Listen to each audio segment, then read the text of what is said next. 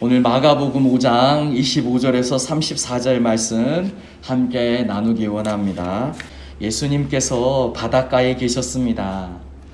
많은 사람들이 예수님 앞에 나와왔기 때문에 예수님께서 그 많은 사람들이 운집할 수 있도록 바닷가에 서 계셨습니다. 그런데 그때 회당장 중에 한 사람인 야이로가 예수님 앞에 나옵니다. 그리고 예수님의 발 아래에 엎드리죠. 그러면서 예수님께 간곡히 부탁합니다. 주님, 저의 어린 딸이 죽게 되었습니다. 주님, 저의 어린 딸이 죽게 되었으니 저의 어린 딸을 살려주십시오. 지금 집에 누워있으니 저와 함께 집으로 가사 어린 딸을 살려주십시오. 예수님은 이 간곡한 야이로, 회당장 야이로의 요청을 수락하십니다. 그리고 주님이 함께 가십니다. 그런데 함께 가실 때에 갑자기 예수님께서 그 가시는 길을 멈추십니다. 지금 회당장이었던 야이로, 이 야이로는 마음이 급해요. 자기 딸이 죽어가고 있기 때문에 마음이 급합니다. 예수님을 조금이라도 빨리 딸이 있는 그곳으로 모셔가야 되는데, 그런데 갑자기 예수님께서 가시던 길을 멈추시는 거예요. 가시던 길을 멈추시고 예수님이 갑자기 이렇게 말씀하십니다. 누가 내 옷에 손을 대었구나.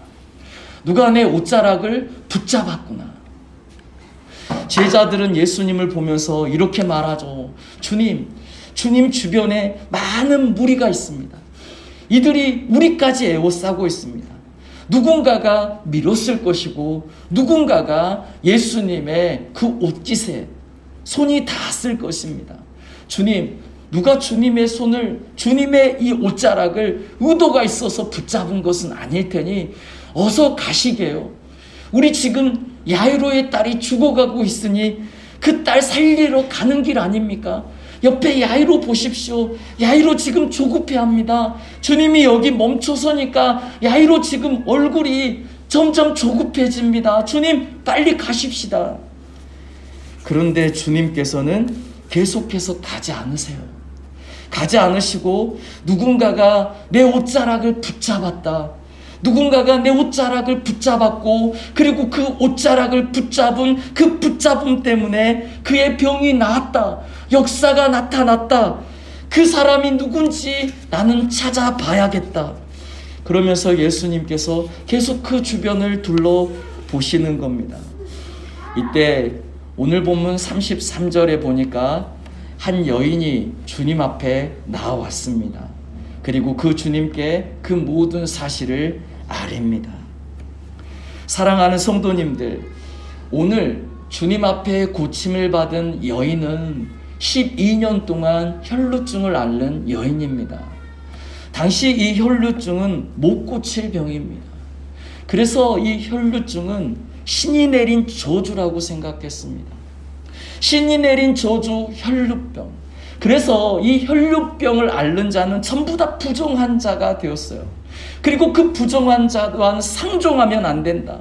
그와 친하게 지내면, 그와 상종하게 되면, 그와 이야기를 나누게 되면 그 부정한 그 저주가 나에게도 그 저주가 나에게도 끼쳐진다. 그래서 이 여인을 아무도 상종하지 않았습니다. 이 여인을 저주받은 여인으로 생각했고 이 여인을 혐오했습니다. 이런 상황에서 이 여인이 자기의 이 혈루병을 고치고 싶었습니다. 12년 동안 많은 의사를 만났고, 그리고 고쳐보려고 자기의 모든 재산도 다 허비했습니다. 그런데 안 되는 거예요. 오히려 그 병이 더 커져만 갔습니다. 이때 이 여인이 한 소문을 듣죠. 예수님에 대한 소문을 듣죠. 그 예수님은 만나준다더라. 부정한 사람도 그 예수님은 만나준다더라. 나병 환자도 주님이 만나주셨다 하더라. 부정한 죄인인 세리도 그 주님은 만나주셨다 하더라. 그럼 혹시 나를 만나주실 수도 있지. 아니, 나를 못 만나 주신다 하더라도 내가 그분 앞에 나아가 그분의 옷자락이라도 붙잡아야겠다. 이 여인은 그런 생각을 했던 것이죠. 그리고 이 여인은 그 생각을 실행에 옮겼고 예수님께 나아가 예수님의 옷자락을 붙잡았습니다. 사랑하는 성도님들, 이때 주님께서 이 여인을 찾으시고 이 여인에게 이렇게 말씀하셨습니다. 우리 마가복음 5장 34절 말씀을 같이 읽겠습니다. 예수께서 이르시되 딸아, 내 믿음이 너를 구원하였으니 평안히 가라. 내 병에서 놓여 건강할지어다. 사랑하는 성도님들, 오늘 본문의 이 여인은요, 이름도 기록되지 않았습니다. 이 여인의 삶엔 그 누구도 관심이 없었습니다. 이 여인이 어디에 사는지, 이 여인이 누구인지, 이 여인이 무슨 병에 걸렸는지, 이 여인이 얼마나 고통스러웠는지 아무도 관심이 없습니다. 이 여인의 이름조차 그 누구도 관심 갖지 않습니다. 이 여인 옆에는 지금 누가 서 있습니까? 이 여인 옆에는 야이로가 서 있습니다. 야이로는 회당장입니다. 야이로는 유명한 사람입니다. 그 유명한 사람 옆에 지금 이 초라한 여인은 서 있습니다. 주님 앞에 서 있습니다. 그런데 주님 옆에 야이로가 있습니다. 그리고 그 야이로 옆에 이 여인이 서 있어요. 얼마나 극명하게 대조가 되는지, 얼마나 비교가 되는지. 한 사람의 명성은 높고 한 사람은 이름조차 관심 없는 여인입니다. 이런 상황에 주님이 이 여인을 불러 세워요. 이 여인을 불러 세우고 이 여인을 찾을 때까지 주님은 그 자리에서 한 발짝도 더 나아가지 않으시고, 옆에 야이로는 조급한데, 그 유명한 회당장 야이로는 조급한데, 그런데 주님은 높은 이 야이로, 존경받는 이 야이로, 그 야이로의 모습에는 아랑곳하지 않고 그냥 한 여인만 찾더라는 겁니다. 관심 갖지 않던, 아무도 상대해주지 않던, 오히려 혐오스러워한 그 여인만을 주님은 간절히 찾더라는 겁니다. 간절히 찾던 주님이 이 여인을 바라보며 뭐라고 말씀하시는가? 따라. 예수께서 이르시되 따라. 사랑하는 성도님들, 예수님을 만나면 우리는 달라집니다. 우리는 부족하지만, 우리는 혐오스럽지만, 우리는 아무것도 아니지만, 누구도 우리에게 관심을 갖지 않지만, 그런데 우리가 주님을 만나는 순간 우리는 특별한 사람이 되는 것이죠. 따라. 예수께서 이르시되 따라. 그 누구도 이 여인에 대해 기억하지 않았습니다. 이 여인은 그렇게 쓸쓸하게, 외롭게, 고독하게 인생이 끝날 수도 있었습니다. 그런데 주님은 이 여인을 계속 찾았고, 옆에 있는 야이로가 조급해하지만 그 높은 사람, 존경받는 사람, 부요한 사람, 그 야이로가 예수님께 자꾸만 눈치를 주지만 그의 제자들에게 한마디라도 해서 예수님이 빨리 이 길을 가게 하라, 내 딸이 죽어간다라고 힘을 쓰고 있지만, 예수님의 관심은 이 여인에게 있었다는 거예요. 이 야이로의 딸이 아닌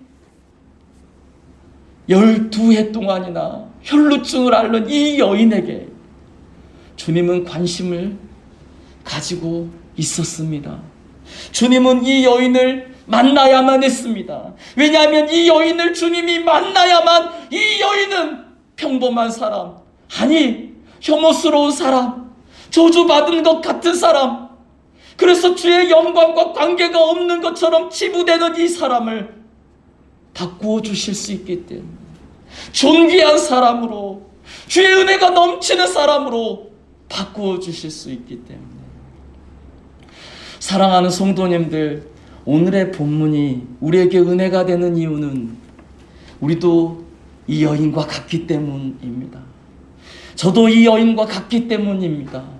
누가 알아주지 않지만, 나의 삶은 평범이하의 삶이지만, 그러나 내가 주님을 만나면 나는 존귀한 사람이 됩니다. 내가 주님을 만나면 나는 특별한 사람이 됩니다. 내가 주님을 만나면 능력의 사람이 되며 소망의 사람이 되며 하나님 앞에서 바뀝니다. 사랑하는 성도님들, 주님은 우리를 만나 주십니다.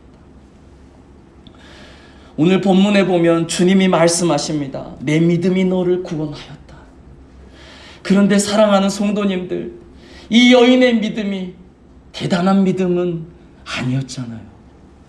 이 여인은 12해 동안 자기가 할 수 있는 일을 다 해보고 그래도 자기 병을 못 고쳤습니다. 그때 예수님 소문을 들었어요. 그때 예수님 소문을 듣고 모든 방법이 없으니까, 모든 재산을 다 허비했으니까 이제 주님밖에 없어요. 그래서 주님께 나왔습니다. 예수님 소문 듣고 왔습니다. 주님이 어떤 분인지 잘 몰라요. 하나님의 아들이신지 잘 몰라요. 구약 성경의 어떤 부분이 예수님을 예언하고 있는지 잘 몰라요. 그러나 한 가지, 주님이 나를 고쳐주실 수 있는 능력이 있는 것, 그거 하나 믿고 갑니다. 사랑하는 성도님들, 우리 주님은 어떤 분인가? 그 여인의 믿음이 보잘것없어 보이고 그 여인의 믿음이 하찮아 보이는데 주님은 그 여인의 믿음을 귀히 여기시고 뭐라고 말씀하시냐면, 딸아 내 믿음이 너를 구원하였다. 딸아 내 믿음이 너를 구원하였다. 사랑하는 성도님들, 우리 주님이 이런 분입니다. 우리가 뭐가 잘난 게 있다고, 우리의 신앙심이 뭐가 얼마나 뛰어나다고, 주님은 우리를 보시면서 우리를 인정해 주시고 우리를 위로해 주시고, 딸아 아들아 내가 너를 사랑한다. 너는 나의 치유를 받을 자격이, 우리가 무슨 자격이 있어서. 룻기 1장에 보면 나오미에 대한 이야기가 나오는데요. 이 나오미가 유대 베들레헴에 있을 때, 그때 유대 베들레헴에 흉년이 찾아왔습니다. 이 시대가 사사시대인데요. 사사시대 때는 이스라엘 백성들이 하나님 앞에 바로 서지 못했을 때 하나님께서 징계를 내리시죠. 그런데 하나님께서 징계를 내리셔서 유대 베들레헴에 흉년이 들어서, 그래서 나오미가 자기의 남편과 두 아들과 함께 모압 지방으로 이주를 하는데, 그런데 그 모압 지방에서 10년을 살 동안 자기의 남편이 죽고 두 아들이 죽었습니다. 그 이방 땅에서 나오미가 살 수가 없어. 내가 어떻게 살아야 되나 고민하고 있을 때 성경에 보면 룻기 1장 6절에서 하나님께서 갑자기 그 유대 베들레헴에 풍년을 주셨다고 이야기합니다. 이 상황을 보면 이스라엘 백성들이 하나님 앞에 범죄하고 주님을 멀리하고 자기의 소견에 옳은 대로 살았을 때 주님이 이들의 회개를 요구하면서 그들에게 흉년을 허락하시는데, 그런데 이들이 회개하지 않고 주님께 돌아오지 않고 그렇게 지낼 때 주님이 갑자기 흉년을 걷어들이시고 풍년을 주시는 거예요. 이스라엘 백성들 중에는 아마 이렇게 주님을 조롱하는 사람이 있었을지 모르겠어요. 우리가 회개하지 않아도 풍년이 다시 왔네. 뭐 하나님께 회개 안 해도 되는구만 뭐. 어쩌면 풍년은 하나님이 안 주시는 것인지도 몰라. 이렇게 주님을 조롱하는 사람이 있었을지도 모르겠습니다. 그러나 사랑하는 성도님들, 이스라엘 백성들이 회개하지 않고 그래서 주님께서 그 흉년을 거두면 안 되는 상황에 주님께서 흉년을 거두시고 풍년을 주시는 이유가 있지 않습니까? 모압이라는 이방 땅에서 혼자가 되어서 더 이상은 살 수 없는 상황에 처해 있는 그 나오미 한 사람 때문에 주님은 그 이스라엘 백성들 중에 분명히 조롱하는 사람들이 있었을 거예요. 하나님 별거 아니네 뭐. 이거 뭐 하나님 뜻대로 안 살아도 흉년은 사라지고 풍년은 오네 뭐. 하나님 없이도 잘 살 수 있네 뭐. 이렇게 하나님을 조롱하는 사람들이 있었을지 모르겠어요. 그러나 주님은 나오미 때문에 이런 조롱을 감수하시는 거죠. 나오미 한 사람 때문에. 우리 주님은 나오미가 살 길이 없으니까, 이대로 흉년이 계속되면 나오미는 살 수가 없으니까, 유대 베들레헴에 풍년을 주지 않으면 나오미는 모압 지방에서도 더 이상 살 수 없고 유대 베들레헴으로 돌아갈 소망도 없으니까 주님이 그 나오미 살리려고, 주님이 이스라엘 백성들 중에 누군가가 하나님을 조롱할 텐데 그 조롱을 감수하면서까지 주님은 흉년을 거두시고 풍년을 주시고, 그리고 그 풍년의 소식이 나오미에게 전달되게 한 것입니다. 사랑하는 성도님들, 성경은 우리에게 하나님의 사랑을 이야기합니다. 성경은 우리에게 하나님의 함께하심을 말씀하십니다. 민수기 20장 3절 이후의 내용을 보면 백성들이 모세와 다투었다라고 이야기합니다. 왜 다투었냐면 신광야 가데스에 도착했는데 물이 없는 거예요. 광야니까 당연히 물이 없죠. 그러니까 이스라엘 백성들이 또 모세를 원망합니다. 모세를 원망하면서 이렇게 말하죠. 너희가 어찌하여 여호와의 회징을 이 광야에 인도하여 우리와 우리 짐승이 다 여기서 죽게 하느냐. 백성들이 또 모세를 원망합니다. 하나님이 그때 모세에게 말씀하시죠. 지팡이를 가지고 내 형 아론과 함께 회중을 모으고 그들의 목전에서 너희는 반석에게 명령하여 물을 내라. 주님이 모세에게 말씀하십니다. 반석에게 명령하여 물을 내라. 주님의 이 말씀을 붙들고 모세가 아론과 함께 이스라엘 백성들을 다 모아놓고 그 반석 앞에 섭니다. 그 큰 바위 앞에 섭니다. 그리고 모세가 이렇게 말합니다. 모세가 그들에게 이르되 반역한 너희여 들으라. 우리가 너희를 위하여 이 반석에서 물을 내랴. 이렇게 말한 모세가 어떤 행동을 하냐면, 모세가 그의 손을 들어 그의 지팡이로 반석을 2번 치니, 하나님께서는 반석에게 명하라고 하셨는데 모세는 이스라엘 백성들을 모아놓고 그 이스라엘 백성들을 나무라면서 내가 언제까지 너희에게 이 물을 내랴 라고 그 이스라엘 백성들을 나무라면서 자기의 지팡이로 반석을 2번 내려치더라는 것입니다. 2번이나 내려치더라는 것입니다. 그때 하나님이 이렇게 말씀하셨어요. 여호와께서 모세와 아론에게 이르시되 너희가 나를 믿지 아니하고 이스라엘 자손의 목전에서 내 거룩함을 나타내지 아니하였다. 주님은 반석에게 명하라 했습니다. 그냥 명령하라고 했습니다. 하나님이 말씀하셨으니까 반석아 물을 내라. 그런데 이 모세가 그 반석을 지팡이로 2번을 내리쳤습니다. 하나님은 그것을 보시고 모세와 아론을 향하여 나의 거룩함을 나타내지 못했다고 하나님이 책망을 하십니다. 그런데 사랑하는 성도님들, 그럴지라도 주님이 어떻게 하셨습니까?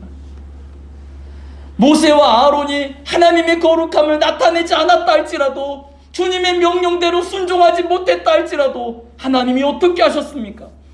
그의 지팡이로 반석을 2번 치니 물이 많이 솟아나옴으로, 사랑하는 성도님들, 모세가 지팡이로 반석을 쳐버렸습니다. 명령하지 않고 쳐버렸습니다. 그런데 그것이 하나님께 거룩함을 나타내지 못하는 그런, 하나님 보실 때에 바른 행동이 아닌데, 그런데도 물이 많이 솟아났어요. 물이 많이 솟아났습니다. 사랑하는 성도님들, 반석은 예수 그리스도를 의미하지 않습니까? 이 민수기 20장에서 모세의 치부가 드러납니다. 모세의 실수와 모세의 잘못이 드러납니다.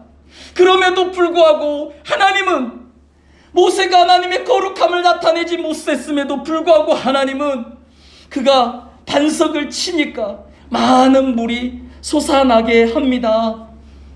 이스라엘 백성들을 위해서 그들의 목마른 상태를 해결해 주시려고, 그들의 가축을 마시게 해주시려고 주님은 어떻게 하시냐면 많은 물이 솟아나게 하셨습니다. 반석 되신 예수 그리스도, 그 예수 그리스도께서 우리의 인생 가운데에 우리의 연약함을 아시고 우리의 실수를 아시고 우리의 부족함을 아시는 중에도 우리 예수님은 십자가를 지시고, 우리 예수님은 우리에게 다가오시고, 우리 예수님은 우리에게 기회를 주시는 분인 거예요. 누가복음 7장 34절에 보면은 예수님의 별명이 나옵니다. 그 예수님의 별명은 뭐냐면 세리와 죄인의 친구라는 거예요. 그런데 예수님의 이 별명, 세리와 죄인의 친구라는 이 별명이 어떻게 해서 생겼는가? 예수님이 자꾸만 세리와 죄인들과 함께 식사를 하시는 거예요. 그러니까 주변에 있던 서기관들, 바리새인들은 예수님을 이렇게 조롱합니다. 인자는 와서 먹고 마심에 너희 말이 보라, 먹기를 탐하고 포도주를 즐기는 사람이요 세리와 죄인의 친구로다. 그런데 예수님께서 세리와 죄인들의 친구가 되시고 그들과 함께 먹고 마시던 이유가 있습니다. 당시 유대 사회에는 정결의식이라는 게 있어요. 이 정결의식 때문에 손도 잘 씻지만 음식을 가려 먹습니다. 어떤 음식은 부정하고 어떤 음식은 정한 음식이요. 그래서 정한 음식은 먹지만 부정한 음식은 먹지 않아요. 만지지도 않아요. 그런데 이스라엘 백성들 중에 음식만 그렇게 가리지 않는 거예요. 사람도 그렇게 가리는 거예요. 사람도 자기들이 보았을 때 부정해 보이는 사람과 상종하지 않는 것입니다. 자기들이 볼 때 자기들의 수준과 맞지 않으면 상종하지 않는 것입니다. 자기들의 생각과 다르면 상종하지 않는 것입니다. 세리와 죄인들은 철저히 유대 사회에서 상종해 주지 않는 외롭고 고독한 대상의 대명사입니다. 그런데 주님이 오셨습니다. 주님이 오셔서 세리와 죄인들을 식탁에 초대하십니다. 주님이 오셔서 세리장 삭개오가 자기 집에 머물라 할 때 주님은 서스럼 없이 다가가셔서 삭개오와 함께 먹고 마십니다. 사랑하는 성도님들, 이게 우리 주님이세요. 작은 자와 함께 하시는 우리 주님, 이게 우리 주님이세요. 이 말씀이 우리에게 소망이 되는 이유, 우리가 작은 자이기 때문에 그렇습니다. 우리가 연약한 자이고 우리가 실패를 경험한 자이기 때문에 그렇습니다. 사랑하는 성도님들, 주님은 우리의 친구가 되세요. 주님은 우리를 외면하지 않으세요. 주님은 우리에게 다가오시는 분이고 우리를 붙들어 주시는 분입니다.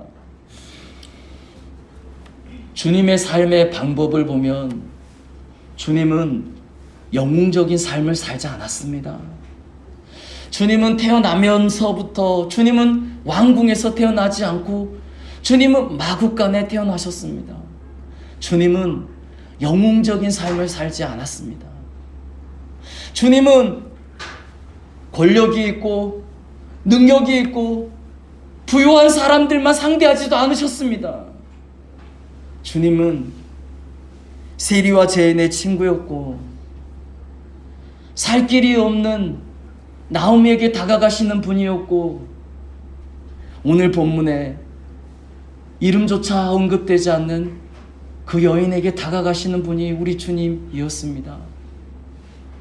우리 주님은 어떤 분이냐?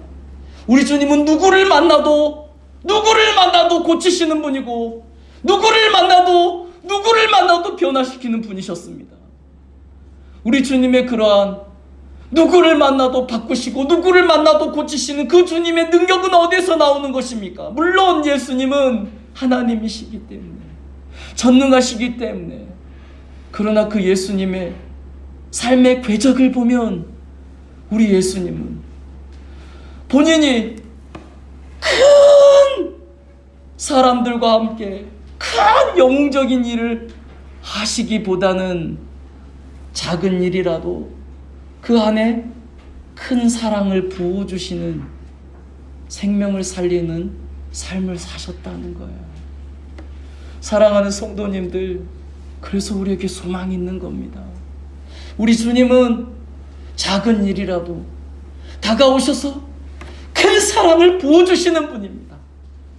지나갈 때 혈루병을 앓는 그 여인 고친 거 아셔도 주님이 그냥 지나가셔도 되는데, 그렇지 않은 이유는 머물러 서서, 작은 자이지만 머물러 서서 아픈 자이지만 고독한 자이지만 그에게 큰 사랑을 베풀기 위해서,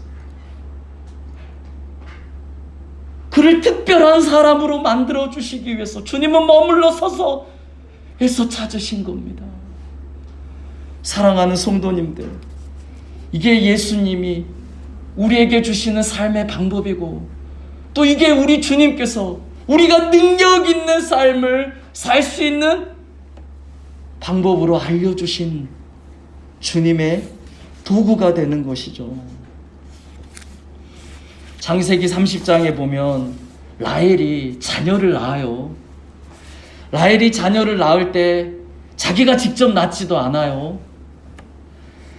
자기의 몸종을 통해서 아이를 낳습니다. 첫째 아이가 단이고 둘째 아이가 납달리입니다. 그런데 단과 납달리를 낳았을 때 이 라헬은 언니를 시기해서 갖가지 방법을 동원해서 자녀를 낳아요. 자기 아이가 아니라니까요. 자기의 몸종을 통해서 낳은 아이라니까요.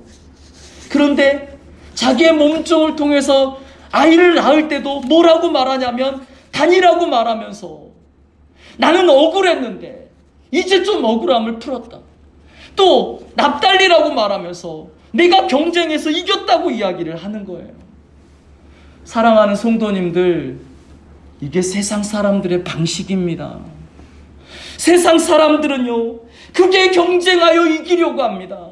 세상 사람들은요, 영웅적인 삶을 살려고 합니다.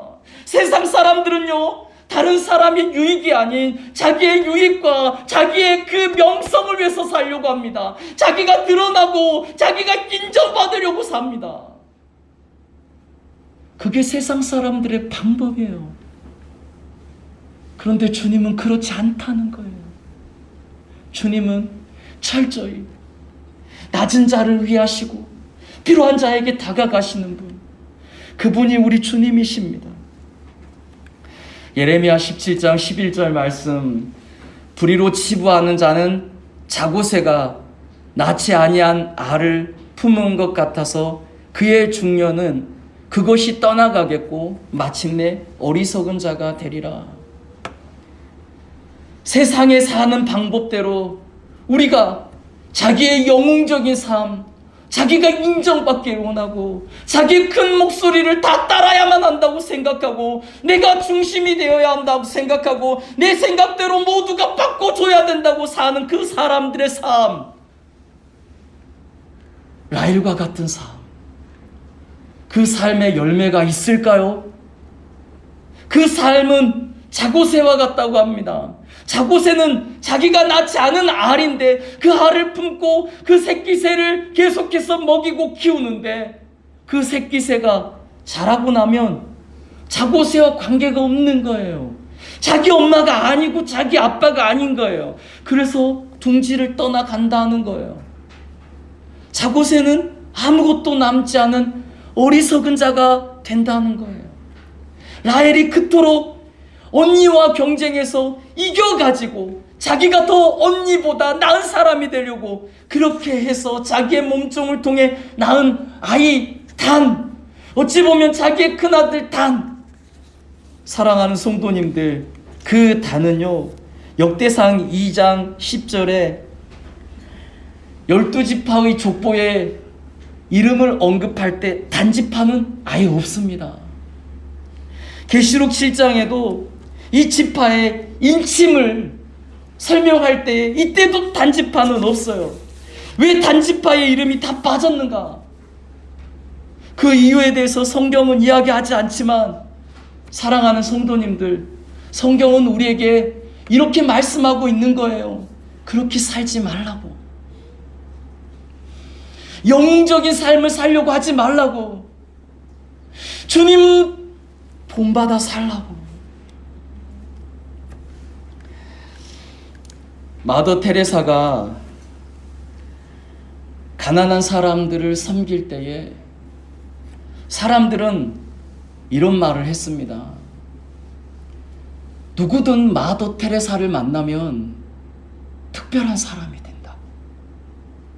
그 가난하고 헐벗는 사람들이 마더 테레사만 만나면 특별한 사람이 된다. 마더 테레사도 주님께 영향을 받아서 늘 그렇게 권면하였습니다.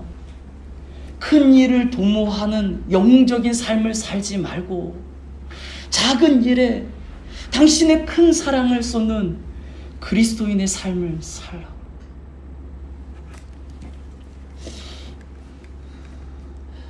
지난 금요일 날 다성이가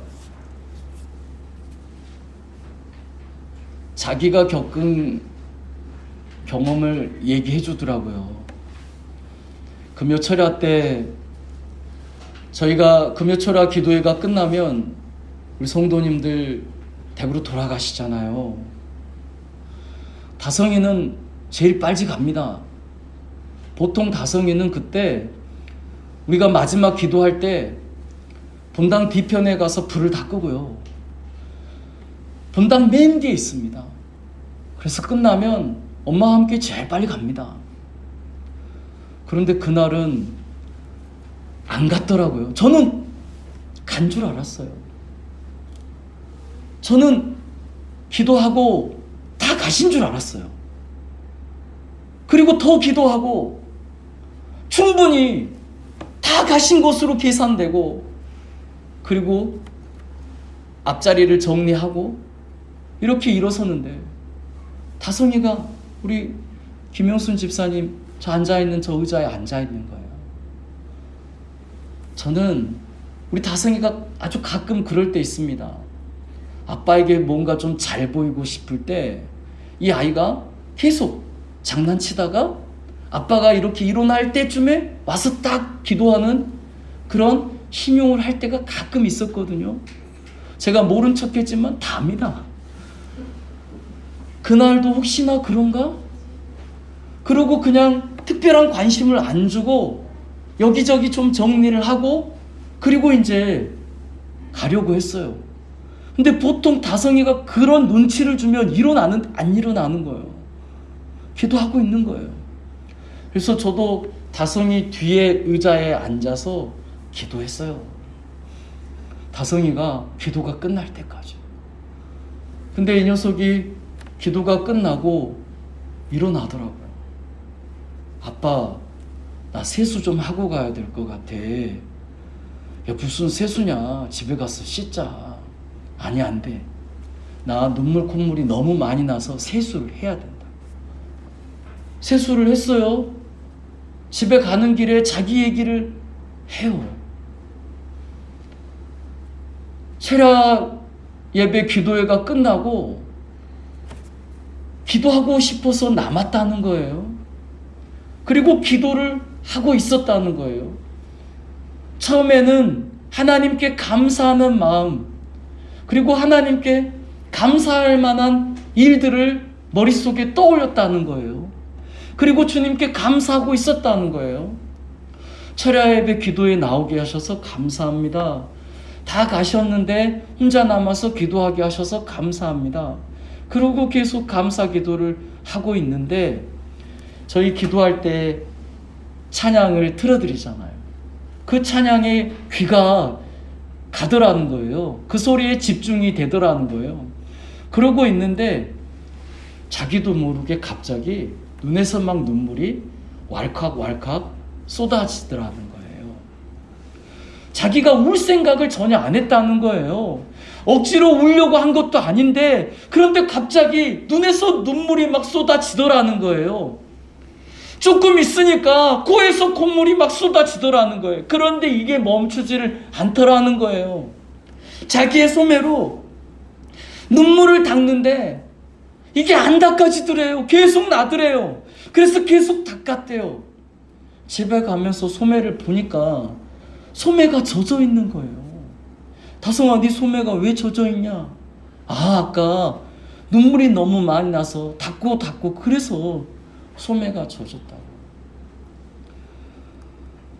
사랑하는 성도님들, 저는 이런 경험이 다성에게 커다란 자산이 된다고 믿습니다. 자기도 이런 경험은 처음이었다고 하더라고요. 사랑하는 성도님들, 저는 주님의 역사를 다시 한번 인정하지 않을 수가 없습니다. 우리 주님은 작은 자의 마음도 받으시는 분이에요.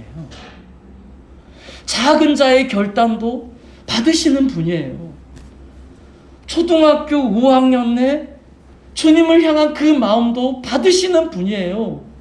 받으시고 함께 하시는 분이고 은혜 주시는 분이고 눈물 흘리게 하시는 분이고 주의 사랑 가운데 존귀하게 하시는 분이 우리 주님이라는 거예요. 사랑하는 성도님들, 여기에 우리 소망이 있는 것이 아닙니까? 우리의 소망은 어디에 있습니까? 주님께 있습니다. 왜 우리의 소망이 주님께 있습니까? 우리가 12해 동안 앓는 여인이라 할지라도, 이름 없는 사람이라 할지라도, 누군가는 나를 혐오스럽게 생각한다 할지라도 주님은 그렇지 않다는 거예요.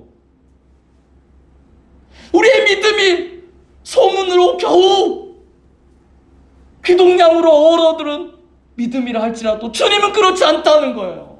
네 믿음이 너를 구원하였다.